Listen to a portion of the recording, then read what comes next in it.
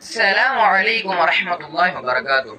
நம்மளோட பாவத்துல நம்மளே ஈடுபடுத்திக்கிட்டோம்னா அது அல்லாஹ் எப்படி பாவ மன்னிப்பு கேட்கறதுக்கானதுதான் இந்த துவா. இந்த துவாவை நம்ம கேட்டுட்டோம்னா நம்மளே நம்மளுடைய உடம்ப பாவத்தில் ஈடுபடுத்திக்கிட்டோம்னா அந்த பாவத்துல இருந்து அல்லாஹ் கிட்ட மன்னிப்பு கேட்கறதுக்காண்டி அந்த துவான்னு சொல்றாங்க. இன்ஷா அல்லாஹ் துவா என்னன்னு பார்க்கலாமா? ரப்பி இன்னி ظلمت نفسي فاغفر لي.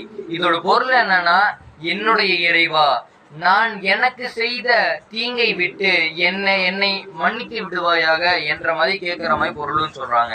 இன்ஷா அல்லாஹ் இந்த துவா நீங்க உங்களுக்கே ஏதாச்சும் ஒரு பாவத்தை ஏற்படுத்திக்கிட்டீங்கன்னா கண்டிப்பா அல்லாஹ் கிட்ட கேளுங்க.